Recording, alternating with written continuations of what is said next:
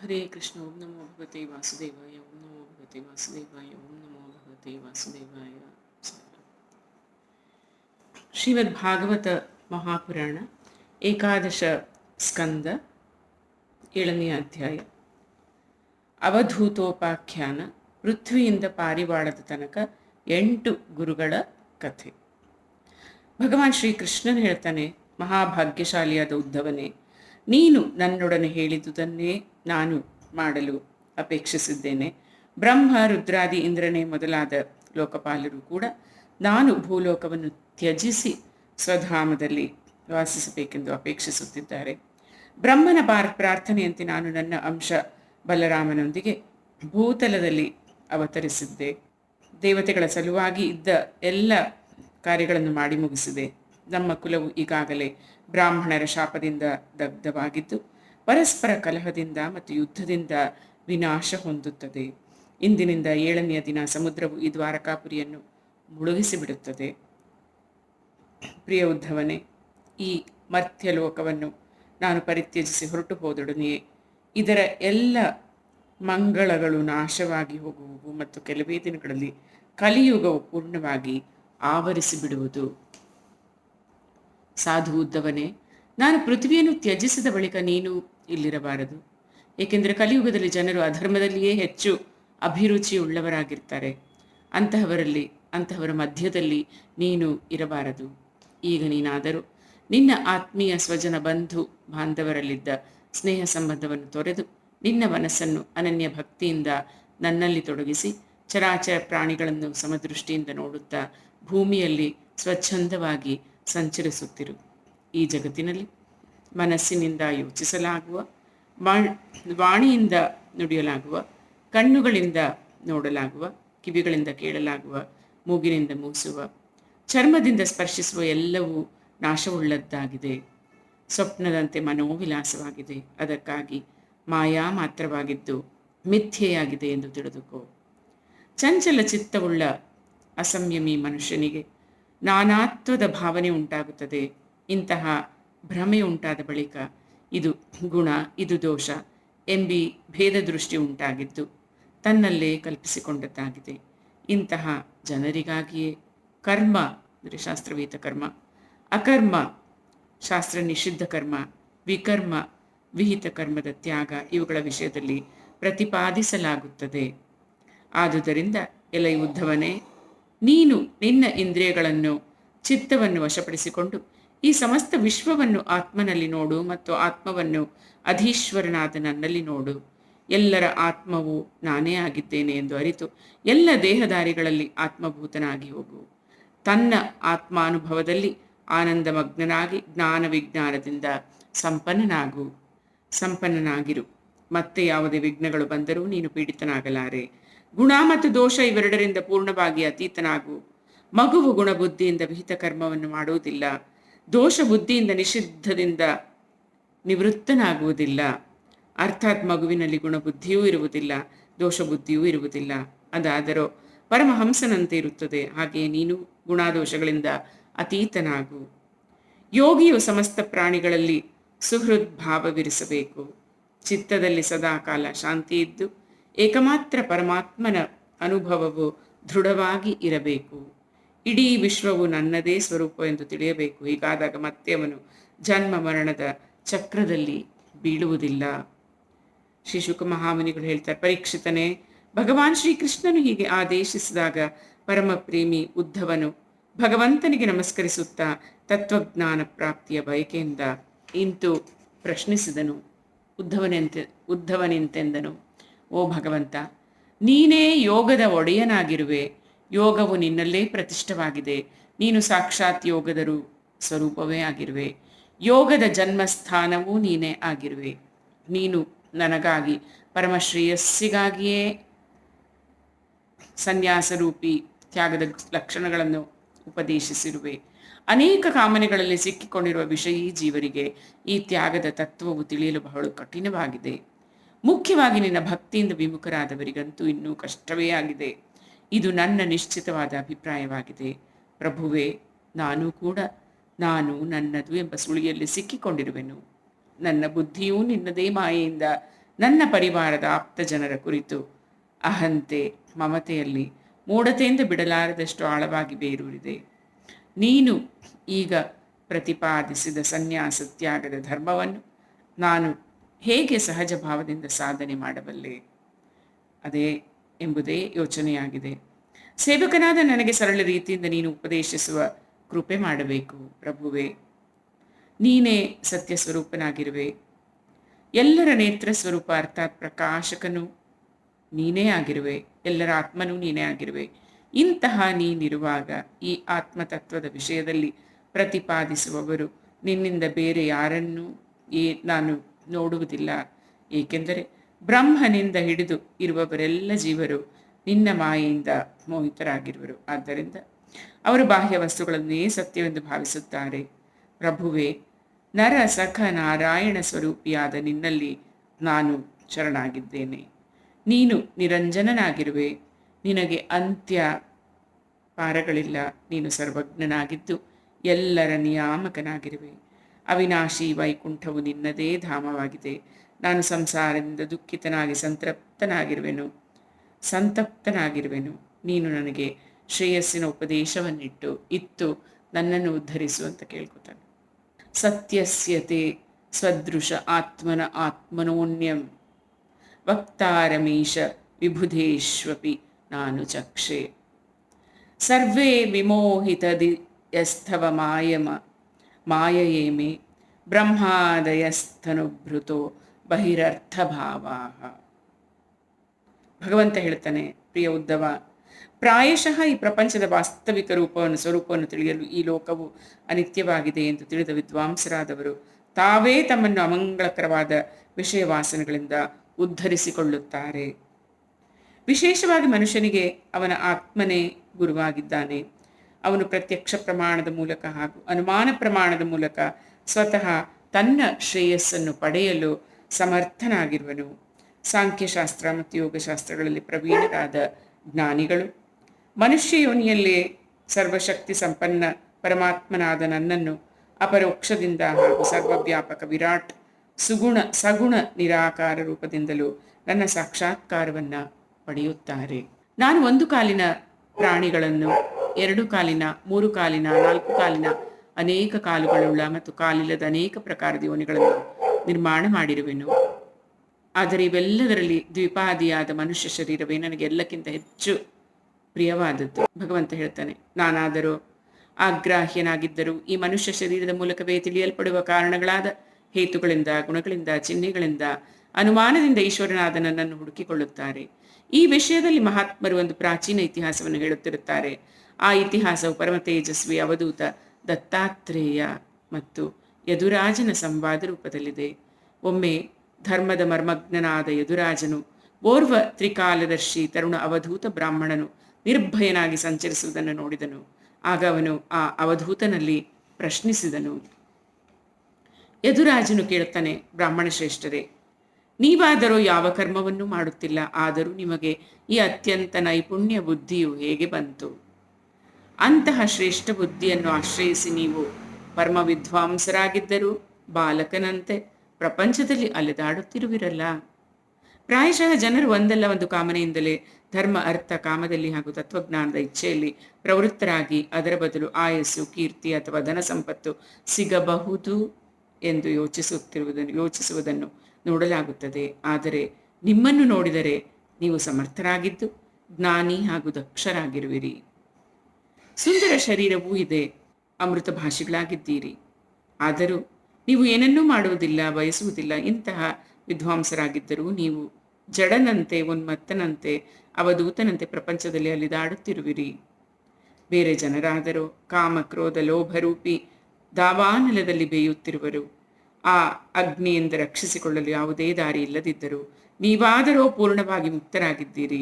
ಗಂಗೆಯ ನೀರಿನಲ್ಲಿ ನಿಂತ ಆನೆಗೆ ದಾವಾನಲದ ಶಾಖ ತಗುಲದೆ ಶೀತಲತೆಯನ್ನೇ ಅನುಭವಿಸುತ್ತದೆ. ಹಾಗೆಯೇ ನೀವು ಈ ಪ್ರಪಂಚದ ಯಾವ ತಾಪವೂ ಇಲ್ಲದೆ ಸ್ವಸ್ಥರಾಗಿರುವಿರಲ್ಲ. ಬ್ರಾಹ್ಮಣೋತ್ತಮ, ನಿಮಗೆ ಈ ಪ್ರಪಂಚದಲ್ಲಿ ಯಾರ ಕುರಿತು ಕಿಂಚಿತ್ತಾದರೂ ಆಸಕ್ತಿ ಇಲ್ಲ. ನೀವು ನಿಮ್ಮ ಶುದ್ಧ ಸ್ವರೂಪದಲ್ಲಿಯೇ ಸದಾ ಸ್ಥಿತರಾಗಿರುವಿರಿ. ನಿಮ್ಮ ಈ ಅನಿರ್ವಚನೀಯ ಆನಂದದ ಕಾರಣವೇನು? ಇದನ್ನು ತಾವು ನನಗೆ ತಿಳಿಸುವ ಕೃಪೆ ಮಾಡಬೇಕು ಅಂತ ಯದುರಾಜನು ಕೇಳ್ತಾನೆ. ದತ್ತಾತ್ರೇಯನು ಸ್ವಯಂ ಭಗವಂತನ ಅವತಾರವಾಗಿದ್ದಾನೆ. ಅವನು ಜನರಿಗೆ ಪಾಠ ಹೇಳುವ ಉದ್ದೇಶದಿಂದಲೇ ಈ 24 ಗುರುಗಳನ್ನು ಹೆಸರಿಸಿದ್ದಾನೆ.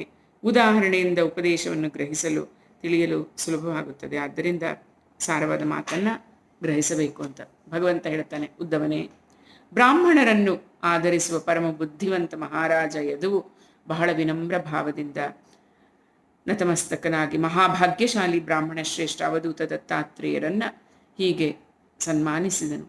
ಅವನ ಪ್ರಶ್ನೆಗಳಿಗೆ ಅವಧೂತರು ಈ ಪ್ರಕಾರ ಉತ್ತರಿಸತೊಡಗಿದರು. ಶ್ರೀ ದತ್ತಾತ್ರೇಯ ರೂಪಿ ಬ್ರಾಹ್ಮಣರು ಹೇಳ್ತಾರೆ, ರಾಜನೇ, ನಾನು ನನ್ನ ಬುದ್ಧಿಯಿಂದ ಹಲವಾರು ಗುರುಗಳನ್ನು ಆಶ್ರಯಿಸಿದ್ದೇನೆ. ಅವರಿಂದ ಶಿಕ್ಷಣವನ್ನು ಪಡೆದು ನಾನು ಈ ಜಗತ್ತಿನಲ್ಲಿ ಮುಕ್ತ ಭಾವದಿಂದ ಸಂಚರಿಸ್ತಾ ಇದ್ದೇನೆ. ಆ ನನ್ನ ಗುರುಗಳ ಹೆಸರುಗಳನ್ನು ಹಾಗೂ ಅವರಿಂದ ಪಡೆದ ಶಿಕ್ಷಣವನ್ನು ಹೇಳುವನು ಕೇಳು. ಭೂಮಿ, ವಾಯು, ಆಕಾಶ, ಜಲ, ಅಗ್ನಿ, ಸೂರ್ಯ, ಚಂದ್ರ, ಪಾರಿವಾಳ, ಹೆಬ್ಬಾವು, ಸಮುದ್ರ, ಪತಂಗ, ದುಂಬಿ ಅಥವಾ ಜೇನ್ನೊಣ, ಆನೆ, ಜೇನು ತೆಗೆಯುವವನು, ಜಿಂಕೆ, ಮೀನು, ಪಿಂಗಳಾವೇಶ್ಯೆ, ಕುರರ ಪಕ್ಷಿ, ಮಗು, ಕುಮಾರಿ, ಬಾಣವನ್ನು ತಯಾರಿಸುವವನು, ಸರ್ಪ, ಜೇಡರ ಹುಳು, ಭೃಂಗಕೀಟ ಇವರೇ ನನ್ನ 24 ಮಂದಿ ಗುರುಗಳು. ರಾಜನೇ, ನಾನು ಈ 24 ಗುರುಗಳಿಂದ ಕಲಿತಿರುವ ವಿಷಯವನ್ನು ನಿನಗೆ ಹೇಳುತ್ತೇನೆ. ಎಲೈ ಪುರುಷಶ್ರೇಷ್ಠ ಯಯಾತಿನಂದನ, ನೀನು ಅದನ್ನು ಯಥಾವತ್ತಾಗಿ ಕೇಳು ಅಂತ ಪೃಥ್ವಿಯ ದೃಷ್ಟಾಂತವನ್ನು ಕೊಡುತ್ತಾ ಹೇಳುತ್ತಾರೆ. ಜ್ಞಾನಿಯು ತನಗೆ ಬೇರೆಯವರು ಎಷ್ಟೇ ಕಷ್ಟ ಕೊಟ್ಟರೂ ಅದೆಲ್ಲವೂ ಪ್ರಾರಬ್ಧಾನುಸಾರ ಪ್ರಾಪ್ತವಾದುದೆಂದು ತಿಳಿದು ತನ್ನ ಸ್ವರೂಪದಿಂದ ಕಿಂಚಿತ್ತಾದರೂ ವಿಚಲಿತನಾಗಬಾರದು.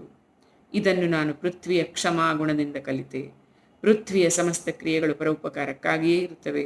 ಪೃಥ್ವಿಯನ್ನು ಆಶ್ರಯಿಸಿದ ಪರ್ವತಗಳಿಂದ ಹಾಗೂ ವೃಕ್ಷಗಳಿಂದಲೂ ನಾನು ಪರೋಪಕಾರದ ಭಾವನೆಯನ್ನ ಕಲಿತೆನು. ವಾಯುವಿನ ಕುರಿತು ಹೇಳುವಾಗ ಮುನಿಯು ಪ್ರಾಣವೃತ್ತಿಯಲ್ಲೇ ಸಂತುಷ್ಟನಾಗಿರಬೇಕು. ಅರ್ಥಾತ್ ಪ್ರಾಣ ಧಾರಣೆ ಆಗುವಷ್ಟೇ ಆಹಾರವನ್ನ ತೆಗೆದುಕೊಳ್ಬೇಕು. ಇಂದ್ರಿಯಗಳ ತೃಪ್ತಿಗಾಗಿ ಅಲ್ಲ. ಅದರಿಂದ ವಾಣಿ ಮತ್ತು ಮನಸ್ಸು ಅತ್ತ ಇತ್ತ ಅಲೆದಾಡದಿರಲಿ. ತನ್ನ ಜ್ಞಾನವೂ ನಷ್ಟವಾಗದಿರಲಿ. ವಾಯುವು ಸರ್ವತ್ರ ಸಂಚರಿಸುತ್ತದೆ, ಆದರೆ ಯಾವುದರಲ್ಲಿಯೂ ಲಿಪ್ತವಾಗುವುದಿಲ್ಲ. ಗಂಧವನ್ನು ಗ್ರಹಿಸುತ್ತದೆ ಹಾಗೂ ಬಿಡುತ್ತದೆ. ಹಾಗೆಯೇ ಯೋಗಿಯು ಎಲ್ಲೆಡೆ ಸಂಚರಿಸುತ್ತಿದ್ದರು ಅನೇಕ ಧರ್ಮಗಳ ವಿಷಯಗಳಿಂದ, ಅವುಗಳ ಗುಣ ದೋಷಗಳಿಂದ ತನ್ನನ್ನು ಸರ್ವತಾ ಬೇರೆಯಾಗಿಟ್ಟುಕೊಂಡು ಅವುಗಳಲ್ಲಿ ಆಸಕ್ತನಾಗಬಾರದು. ವಾಯುವು ಗಂಧವನ್ನು ಹೊತ್ತುಕೊಂಡು ಹೋಗುತ್ತದೆ, ಆದರೆ ಅದರ ಗುಣ ದೋಷಗಳಲ್ಲಿ ಅದು ಅಸಂಗವಾಗಿಯೇ ಇರುತ್ತದೆ. ಹಾಗೆಯೇ ಆತ್ಮಜ್ಞಾನಿಯು ಎಲ್ಲೆಡೆ ವಿಚರಿಸುತ್ತಿದ್ದರು ಎಲ್ಲಿಯೂ ಗುಣದೋಷಗಳಲ್ಲಿ ಸಿಕ್ಕಿ ಹಾಕಿಕೊಳ್ಳಬಾರದು. ಒಂದೇ ಆತ್ಮವು ಸರ್ವತ್ರ ಪರಿಪೂರ್ಣವಾಗಿದೆ. ಅದೇ ಆತ್ಮವು ಪಾರ್ಥಿವ ಶರೀರದಲ್ಲಿಯೂ ಇದೆ. ಆದರೆ ಆತ್ಮವು ಶರೀರದಲ್ಲಿದ್ದರೂ ನಿರ್ಲಿಪ್ತವಾಗಿರುವಂತೆ ಜ್ಞಾನಿಯು ಶರೀರದಲ್ಲಿ ಇದ್ದರೂ ಅದರ ಗುಣದೋಷಗಳೊಂದಿಗೆ ತನ್ನನ್ನು ಒಂದಾಗಿಸಬಾರದು. ಈಗ ಆಕಾಶದ ಉದಾಹರಣೆಯನ್ನು 2 ಶ್ಲೋಕಗಳಲ್ಲಿ ತಿಳಿಸ್ತಾರೆ. ಆಕಾಶವು ಎಲ್ಲ ಕಡೆಗಳಲ್ಲಿ ತುಂಬಿಕೊಂಡು ಸರ್ವವ್ಯಾಪಕವಾಗಿದೆ. ಹಾಗೆಯೇ ಆ ಬ್ರಹ್ಮವು ಸ್ಥಾವರ ಜಂಗಮ ಎಲ್ಲ ಪ್ರಾಣಿಗಳಲ್ಲಿ ಸಮರೂಪದಿಂದ ಮತ್ತು ಅನ್ವಯ ರೂಪದಿಂದ ಸರ್ವವ್ಯಾಪಕವಾಗಿದೆ. ಅರ್ಥಾತ್ ಹೊರಗಡೆ ಒಳಗಡೆ ಎಲ್ಲೆಡೆ ಪರಿಪೂರ್ಣವಾಗಿದೆ. ಆ ಬ್ರಹ್ಮವು ಅಖಂಡ ರೂಪದಿಂದಿದ್ದು ಅಸಂಗವಾಗಿದೆ. ಇಂತಹ ಆತ್ಮನ ಸರ್ವವ್ಯಾಪಕತೆಯ ಅನುಭವವನ್ನು ಮುನಿಯು ಆಕಾಶದ ದೃಷ್ಟಾಂತದಿಂದ ಕಲಿಯಬೇಕು. ವಾಯುವಿನಿಂದ ಪ್ರೇರಿತವಾದ ಮೋಡಗಳ ಸಮೂಹ ಆಕಾಶದಲ್ಲೇ ಇರುತ್ತೆ, ಆದರೆ ಆಕಾಶವು ಅವುಗಳಿಂದ ನಿರ್ಲಿಪ್ತವಾಗಿರುತ್ತದೆ.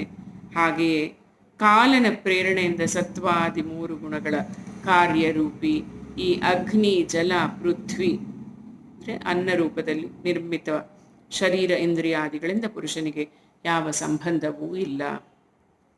ಈಗ ಜಲದ ಉದಾಹರಣೆಯನ್ನು ಕೊಡ್ತಾ ಹೇಳ್ತಾರೆ. ನೀರು ಸ್ವಭಾವತಃ ಸ್ವಚ್ಛವಾಗಿದೆ, ಪ್ರಿಯವಾಗಿದೆ. ತೀರ್ಥವಾಗಿರುವುದರಿಂದ ಮನುಷ್ಯರನ್ನು ಪವಿತ್ರಗೊಳಿಸುತ್ತದೆ. ಹಾಗೆಯೇ ಮುನಿಯ ಸ್ವಭಾವವೂ ಕೂಡ ಸ್ವಚ್ಛವಾಗಿರುತ್ತದೆ. ಅವನು ಎಲ್ಲರಿಗೆ ಪ್ರಿಯನಾಗಿರುತ್ತಾನೆ. ತನ್ನ ದೃಷ್ಟಿಯ ಮೂಲಕ ಹಾಗೂ ಮಧುರವಾಣಿಯಿಂದ ಜನರನ್ನ ಪವಿತ್ರರನ್ನಾಗಿಸುತ್ತಾನೆ. ಅದಕ್ಕಾಗಿ ಮುನಿಯು ಶುದ್ಧ, ಸಿಗ್ಧ, ಮಧುರ ಸ್ವಭಾವವನ್ನು ಹೊಂದಿರುತ್ತಾನೆ. ಅಗ್ನಿಯು ತೇಜಸ್ವಿಯೂ ಜ್ಯೋತಿರ್ಮಯನೂ ಆಗಿದ್ದಾನೆ. ಅವನು ದುರಾದರ್ಶನು, ಅವನನ್ನು ಯಾರೂ ಎದುರಿಸಲಾರರು. ಸಂಗ್ರಹ ಪರಿಗ್ರಹಕ್ಕಾಗಿ ಅವನು ಪಾತ್ರೆ ಇಲ್ಲ, ಉದರವೇ ಅವನ ಪಾತ್ರೆಯು, ಪಾತ್ರೆ ಇಲ್ಲ, ಉದರವೇ ಅವನ ಪಾತ್ರೆಯು. ಸರ್ವಭಕ್ಷಕನಾಗಿದ್ದರೂ ಆಯಾ ವಸ್ತುಗಳ ಗುಣದೋಷಗಳಿಂದ ಲಿಪ್ತನಾಗುವುದಿಲ್ಲ. ಹಾಗೆಯೇ ಮುನಿಯು ತಪಸ್ವಿ, ತೇಜಸ್ವಿ ಹಾಗೂ ಸರ್ವ ಭಾಷೆಯಾಗಿದ್ದರೂ ಆಯಾ ವಸ್ತುಗಳ ಗುಣದೋಷಗಳಿಂದ ಲಿಪ್ತನಾಗುವುದಿಲ್ಲ. ಸಂಗ್ರಹ ಪರಿಗ್ರಹಗಳಿಂದ ದೂರವಿರಬೇಕು.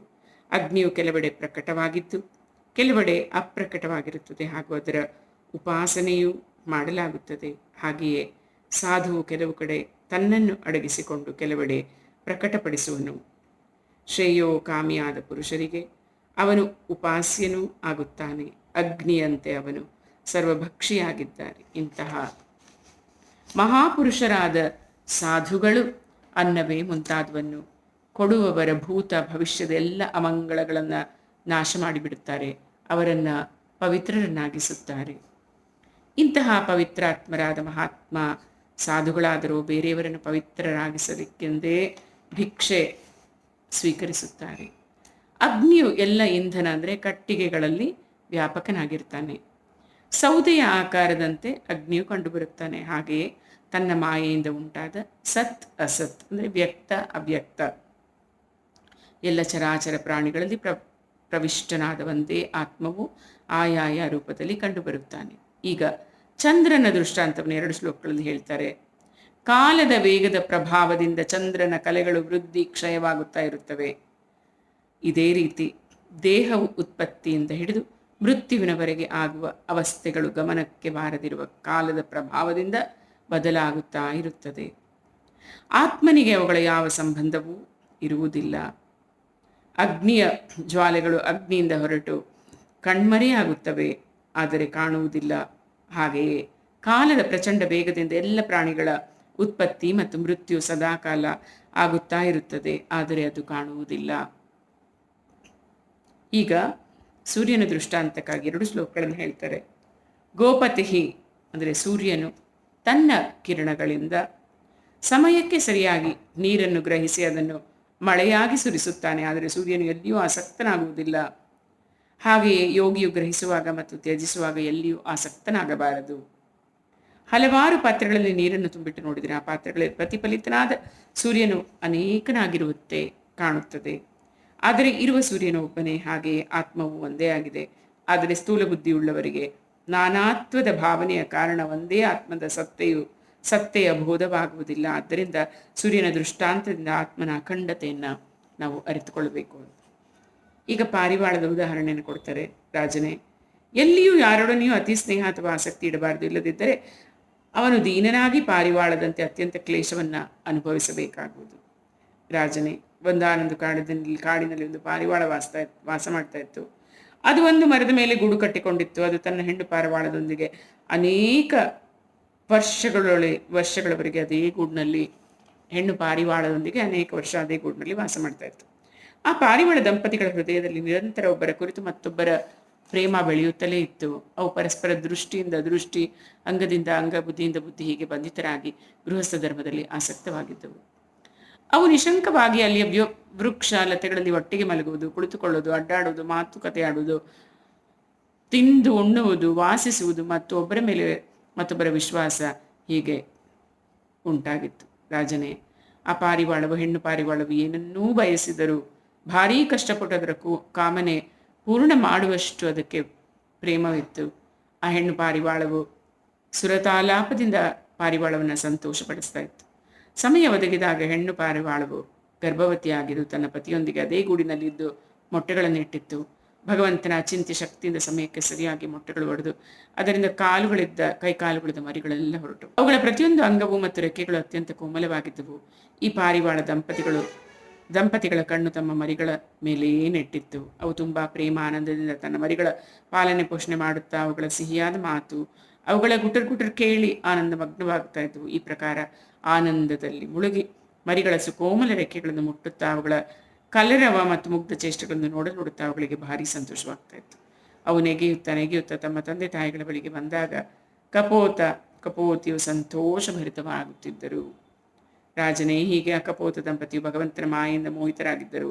ಅವಳ ಹೃದಯವು ಒಬ್ಬರು ಮತ್ತೊಬ್ಬರ ಸ್ನೇಹ ಬಂಧನದಲ್ಲಿ ಬಂಧಿತವಾಗಿತ್ತು. ಆ ಬಡಪಾಯಿ ಕಪೋತ ದಂಪತಿಗಳು ತಮ್ಮ ಎಳೆಯ ಮರಿಗಳ ಪಾಲನೆ ಪೋಷಣೆಯಲ್ಲಿ ಜಗತ್ತು, ಲೋಕ, ಪರಲೋಕದ ನೆನಪು ಕೂಡ ಇರದಷ್ಟು ವ್ಯಗ್ರವಾಗಿದ್ದವು. ಒಂದು ದಿನ ಇಬ್ಬರೂ ಗಂಡು ಹೆಣ್ಣು ತಮ್ಮ ಮರಿಗಳಿಗೆ ಆಹಾರವನ್ನು ತರಲು ಕಾಡಿಗೆ ಹೋಗಿದ್ದವು. ಏಕೆಂದರೆ ಈಗ ಅವರ ಕುಟುಂಬ ತುಂಬ ಬೆಳೆದು ಹೋಗಿತ್ತು. ಅವು ಆಹಾರಕ್ಕಾಗಿ ಹೆಚ್ಚೊತ್ತು ಕಾಡಿನಲ್ಲಿ ಅಲೆಯುತ್ತಾ ಇದ್ದವು. ಇತ್ತ ಓರ್ವ ಬೇಡನು ತಿರುಗಾಡುತ್ತಾ ಸಂಯೋಗ ವಶದಿಂದ ಅವುಗಳ ಗೂಡಿನ ಕಡೆಗೆ ಬಂದು ತಲುಪಿದನು. ಅವನು ನೋಡಿದನು, ಗೂಡಿನ ಸುತ್ತಲೂ ಪಾರಿವಾಳದ ಮರಿಗಳು ನೆಗೆಯುತ್ತಾ ಇದ್ದವು. ಅವನು ಬಲೆ ಬೀಸಿ ಅವನು ಹಿಡಿದುಕೊಂಡನು. ಕಪೋತಿಗಳು ಮರಿಗಳಿಗೆ ಉಣಿಸಲು ಯಾವಾಗಲೂ ಉತ್ಸುಕರಾಗುತ್ತಾ ಇದ್ರು. ಈಗ ಅವುಗಳ ಆಹಾರ ಎತ್ತಿಕೊಂಡು ಗೂಡಿನ ಬಳಿಗೆ ಬಂದವು. ಕಪೋತಿ ನೋಡ್ತಾಳೆ, ಅವಳ ಹೃದಯದ ಹೋಳಾದ ಮುದ್ದಾದ ಮರಿಗಳು ಬಲೆಯಲ್ಲಿ ಸಿಕ್ಕಿ ಹಾಕಿಕೊಂಡಿವೆ. ದುಃಖದಿಂದ ಚೇಚೆ ಶಬ್ದ ಮಾಡ್ತಾ ಇವೆ. ಅವುಗಳ ಇಂತಹ ಸ್ಥಿತಿಯಲ್ಲಿ ನೋಡಿ ಕಪೋತಿಯ ದುಃಖಕ್ಕೆ ಸೀಮೆಯೇ ಇರಲಿಲ್ಲ. ಅವಳು ಅಳುತ್ತಾ ಒಬ್ಬೆ ಇಡುತ್ತಾ ಮರಿಗಳ ಬಳಿಗೆ ಹೋದಳು. ಭಗವಂತನ ಮಾಯೆಯಿಂದ ಅವರ ಚಿತ್ತವು ಅತ್ಯಂತ ದೀನ ದುಃಖಿತವಾಗಿತ್ತು. ಅವರ ಸ್ಮೃತಿ ಲುಪ್ತವಾಗಿತ್ತು.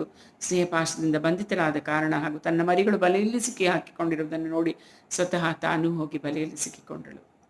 ಗಂಡು ಪಾರಿವಾಳ ಕಪೋತವು ತನ್ನ ಪ್ರಾಣಕ್ಕಿಂತ ಪ್ರಿಯರಾದ ಮರಿಗಳು ಬಲೆಯಲ್ಲಿ ಸಿಕ್ಕಿಕೊಂಡಿರುವವು ಹಾಗೂ ತನ್ನ ಪ್ರಾಣ ಪ್ರಿಯ ಪತ್ನಿಯು ಅದೇ ಸ್ಥಿತಿಯಲ್ಲಿರುವುದನ್ನು ನೋಡಿದಾಗ ಅತ್ಯಂತ ದುಃಖಿತವಾಗಿ ವಿಲಪಿಸತೊಡಗಿತು. ನಿಜವಾಗಿಯೂ ಆಗ ಅದರ ಸ್ಥಿತಿ ಅತ್ಯಂತ ದಯನೀಯವಾಗಿತ್ತು. ಅದು ಯೋಚನೆ ಮಾಡುತ್ತೆ, ನಾನು ನಿರ್ಭಾಗ್ಯನಾಗಿದ್ದೇನೆ, ದುರ್ಮತಿಯಾಗಿದ್ದೇನೆ. ಅಯ್ಯೋ, ನನ್ನದೆಲ್ಲವೂ ಸತ್ಯನಾಶವಾಯಿತು.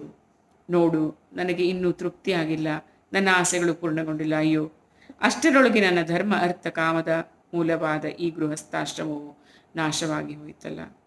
ಅಯ್ಯೋ, ನನ್ನ ಪ್ರಾಣವಲ್ಲಭೆ ನನ್ನನ್ನೇ ತನ್ನ ಇಷ್ಟ ದೇವರೆಂದು ತಿಳಿತಾ ಇದ್ಳು. ನನ್ನ ಪ್ರತಿಯೊಂದು ಮಾತನ್ನು ನಡೆಸ್ತಾ ಇದ್ದಳು. ನನ್ನ ಸಂಕೇತದಂತೆ ಕುಣಿತಾ ಇದ್ಳು. ಎಲ್ಲ ರೀತಿಯಿಂದ ನನಗೆ ಯೋಗ್ಯವಾಗಿದ್ದಳು. ಇಂದು ಅವಳು ನನ್ನನ್ನು ಬರಿದಾದ ಮನೆಯಲ್ಲಿ ಬಿಟ್ಟು ನಮ್ಮ ಅಬೋಧ ಮಕ್ಕಳೊಂದಿಗೆ ಸ್ವರ್ಗಕ್ಕೆ ಹೋಗುತ್ತಿರುವಳಲ್ಲ. ನನ್ನ ಮಕ್ಕಳು ಸತ್ತು ಹೋದವು, ನನ್ನ ಹೆಂಡತಿ ಹೊರಟು ಹೋದಳು. ಇನ್ನು ಈ ಸಂಸಾರದಲ್ಲಿ ನನಗೇನು ಕೆಲಸವಿದೆ? ದೀನನಾದ ನನ್ನ ವಿದುರ ಜೀವನವು ದುಃಖಮಯವೇ ಆಗಿದೆ. ಈಗ ನಾನು ಶೂನ್ಯ ಪ್ರಾಯ ಮನೆಯಲ್ಲಿ ಯಾರಿಗಾಗಿ ಬದುಕಲಿ? ಅವರ ಜೊತೆಯಲ್ಲಿ ನಾನು ಹೊರಟು ಹೋಗ್ತೇನೆ ಅಂತ. ರಾಜನೇ, ಹೀಗೆ ಅವಿವೇಕಿಯಾದ ಆ ಕಪೋತವು ನಿರ್ಧರಿಸಿ ಬಲೆಯಲ್ಲಿ ಸಿಕ್ಕಿಕೊಂಡು ಸಾವಿನ ದವಡಿಯಲ್ಲಿ ಸಿಲುಕಿ ಪತ್ನಿ ಪುತ್ರರು ಒದ್ದಾಡುತ್ತಿರುವುದನ್ನು ನೋಡುತ್ತಾ ಇದ್ದರೂ ತಾನು ಹೋಗಿ ಆ ಬೇಡನ ಬಲೆಯಲ್ಲಿ ಸಿಕ್ಕಿ ಹಾಕಿಕೊಂಡಿತು. ಗೃಹಸ್ಥಾಶ್ರಮಿ ಪಾರಿವಾಳದ ಪರಿವಾರ ಅನಾಯಾಸವಾಗಿ ದೊರೆತದಿಂದ ಭಾರೀ ಸಂತೋಷವಾಯಿತು. ರಾಜನೇ, ಆ ಬೇಡನು ಬಹಳ ಕ್ರೂರಿಯಾಗಿದ್ದನು. ತನ್ನ ಕೆಲಸವಾಯಿತೆಂದು ತಿಳಿದು ಅವನ ಎತ್ತಿಕೊಂಡು ಹೊರಟು ಹೋದನು. ಇದೇ ಪ್ರಕಾರ ಗೃಹಸ್ಥನು ವಿಷಯಗಳಲ್ಲೇ ಸುಖವನ್ನು ಅರಸುತ್ತಾ ಚಿತ್ತ ಚಂಚಲನಾದವನು ತನ್ನ ಪರಿವಾರವನ್ನು ಸಾಕುವುದರಲ್ಲೇ ತೊಡಗಿರುವನು. ಪಾರಿವಾಳ ದಂಪತಿಯಂತೆ ದೀನ ಅವಸ್ಥೆಯನ್ನು ಹೊಂದಿ ಪರಿವಾರ ಸಹಿತ ಅವನ ಪತನವಾಗುತ್ತದೆ ಎಂಬುದೇ ಸಾರಾಂಶವಾಗಿದೆ. ಅದಕ್ಕಾಗಿ ದೊರೆತಿರುವ ಈ ಮನುಷ್ಯ ಶರೀರವು ತೆರೆದಿರುವ ಮುಕ್ತಿಯ ದ್ವಾರವಾಗಿದೆ ಎಂದು ತಿಳಿಯಬೇಕು. ಇದನ್ನು ಪಡೆದುಕೊಂಡರೂ ಮುಕ್ತಿಗಾಗಿ ಪ್ರಯತ್ನಿಸದಿರುವವನು ಮನೆ ಸಂಸಾರದಲ್ಲೇ ಕಪೋತ ದಂಪತಿಯಂತೆ ಆಸಕ್ತನಾಗಿರುವನು. ಶ್ರೇಯೋ ಮಾರ್ಗದ ನಿಚ್ಚಣಿಕೆಯಲ್ಲಿ ಏರಿ ಕೆಳಗೆ ಬಿದ್ದವನೆಂದೇ ತಿಳಿಯಬೇಕು. ಶಾಸ್ತ್ರದ ಭಾಷೆಯಲ್ಲಿ ಅವನನ್ನು ಆರೂಢಚ್ಯುತ ಎಂದು ಹೇಳುತ್ತಾರೆ ಎಂಬಲ್ಲಿಗೆ 7ನೇ ಅಧ್ಯಾಯವು ಮುಗಿಯಿತು. ಇತಿ ಶ್ರೀಮದ್ ಭಾಗವತೆ ಮಹಾಪುರಾಣೆ ಪಾರಮಹಂಸ್ಯಾಂ ಸಂಹಿತಾಯಾಂ ಏಕಾದಶ ಸ್ಕಂದೆ ಸಪ್ತಮೋಧ್ಯಾಯಃ. ಓಂ ಕೃಷ್ಣಾರ್ಪಣಮಸ್ತು. ಓಂ ನಮೋ ಭಗವತೆ ವಾಸುದೇವಾಯ. ಓಂ ನಮೋ ಭಗವತೆ ವಾಸುದೇವಾಯ. ಓಂ ನಮೋ ಭಗವತೆ ವಾಸುದೇವಾಯ. ಸರಿ.